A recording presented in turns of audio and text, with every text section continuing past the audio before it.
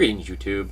Today's news article comes out of Iowa and deals with the Odd Guards, Betty and Richard, a Mennonite couple who own the Gortz House Gallery, which is an open venue people rent out for public events, most often, weddings and things like that. It's a lovely stone building from the picture they show up here. It's quite lovely.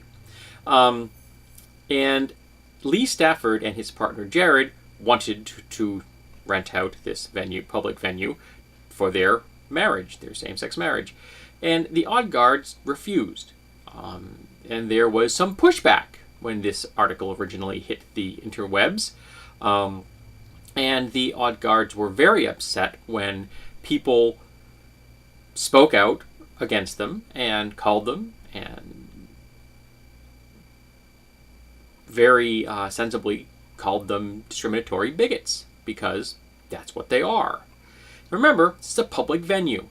And when you have a public venue, you have to rent the public venue to whoever wants to rent it, as long as they follow the guidelines within the building. For example, you could say that you can't wear hoods for security reasons, or no open flames, things like that. That may even be a fire code. But you can't say, this class of people cannot come here. That is not okay.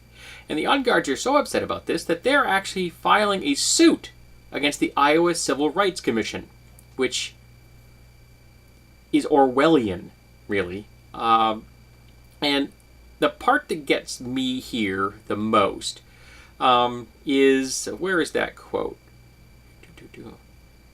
Said, this is one of the Odd Guards themselves. Betty, I believe, yes. It really set me back. I was amazed at the amount of hatred, this kind of ridiculous hatred, and they made me a hateful person, and I am not. I cried for 2 weeks and didn't stop, she said. Ogden said she has gay friends and has employed and served gays and lesbians at her business. She denies that they are not allowing a gay wedding. She's being that by not allowing this, she is being discriminatory. I have nothing against gays and lesbians. Nothing, says. I just personally believe that a marriage is between one man and one woman. I don't condemn or judge anyone else for their beliefs and how they live their life. Excellent. That's cool. And if you'd like to exclude people from your property, then don't be a public venue. Because that's what this is, folks. A public venue with a business license. And you can't discriminate against people. No more than they could say, no, I'm sorry, we won't hold services here for Asians. Or Jews. Or the Amish. Because, we're Mennonites and, we just don't like those Amish. You can't do that.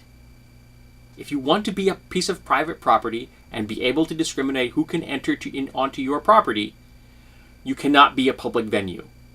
You cannot be a place of business. You just become private property who lets people use your property. And of course, if you're discovered to be running a business without a business license, well, that's a much bigger problem, and you're going to have to deal with the state in a different manner.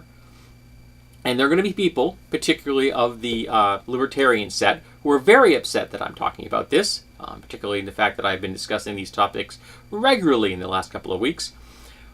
But this is how a just society functions. The just society says that you cannot discriminate against a group of people just because you don't like them. If I own a public venue and the KKK wanted to rent it, I have to rent it to them. I could say, no hoods allowed. It's a security violation or issue. And I would be within my rights. They're saying, no hoods allowed. But I could not prevent them from renting the venue. If it is a public venue, then I can't turn around and sue the Civil Rights Commission because I had to let them rent it. That's not how this works. This is bass-ackwards. This makes no sense. And then to come out and pull up the famous, but I've got gay friends. Then you must be a pretty crappy friend if you're willing to discriminate against the class of people your friends belong to. This is horrible. As a friend of mine just said after having read this, she says, a little part of me died inside when I saw that line. And I can completely understand that. Because it's morally reprehensible. If you want to have your private property be nothing but private property, then don't have a business license and don't be a public venue. It really is that simple. But if you are, you don't get to discriminate against others. And then you don't get to complain when the public uses their freedom of speech to say that you are a discriminatory bigot. Because guess what? You're a discriminatory bigot. Yes, I am labeling. I freely admit this. It's probably bad practice for someone that's in CBT, but I gotta call a duck here, folks. It walks like a duck, it quacks like a duck, it's a duck. And if you don't want the world thinking of you as a discriminatory bigot, don't act like one. I don't think I have anything else to add here. I'm sure that there will be people down below who will have things to add, particularly if they have a certain world political view. But I'm willing to listen to those thoughts, even if I disagree with them. Again, as long as you're not offensive, as long as you're not threatening, post away. But be aware that I could very well ignore you.